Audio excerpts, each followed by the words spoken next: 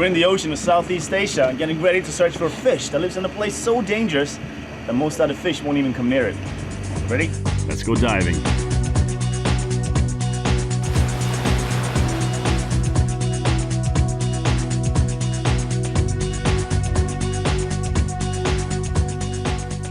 And after a bit of searching, I finally found it. The clownfish, or anemone fish as it's also called.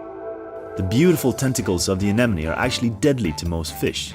The tentacles have stinging organs called nematocysts, which fire tiny darts into fish that brush by. This stinging ability protects anemones from predators and helps them capture prey for food. But how can clownfish hide in such a dangerous place?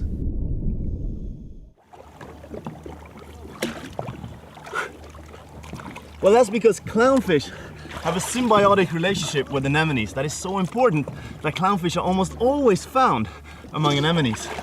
Symbiotic relationships are interactions between two species that can benefit either one or both species. Symbiotic relationships are divided up into three major categories.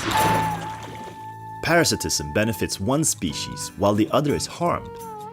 Like ticks, for example. There are many examples here in the ocean. Take parasitic fish lice, for example, that cling to a host fish and feed on its body fluids. Amazingly, fish will sometimes find a cleaner fish or a cleaner shrimp to help remove the parasites from their scales, mouth and gills. When this happens, a mutualistic relationship is formed between the fish and the cleaner organism. Mutualism is a symbiotic relationship in which both species benefit from the relationship. This bird here eats the tick, which benefits the cow. In our fish example, the host fish is clean off its parasites and the cleaner fish gets a free meal. Both species benefit, but not the sea lice anymore. Hey, I already brushed my teeth today. The third symbiotic relationship is commensalism. Commensalism benefits one organism, but the other one is neither harmed nor helped. You might have had a bug hitchhiking on you at some point without knowing it.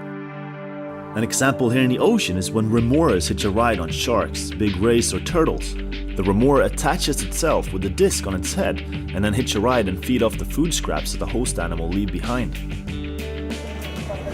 So the sharks are not affected by the remoras being there, but the remoras get a free ride and a free meal. Sounds good to me. So back to our clownfish. Clownfish are protected from predators by living among anemones, and in exchange the clownfish chase away fish and other animals that could harm the anemone. What kind of symbiotic relationship is this? That's right, mutualistic. Okay, but we still have one important question to answer. How can the clownfish be immune to the anemone's sting? Well, a clownfish must first get used to its host anemone by developing a protective mucus coating, kind of like when we use sunscreen.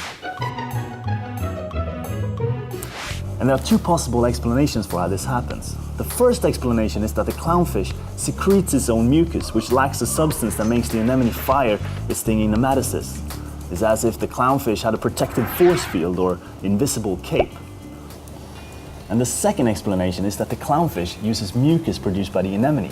The unprotected clownfish initially touches the anemone with its fins, even getting stung slightly at first, but over time gains the protective mucus coating. Symbiotic relationships happen everywhere, even in our own bodies. Did you know that every time you eat yogurt, you're actually filling up your digestive tract with symbiotic bacteria?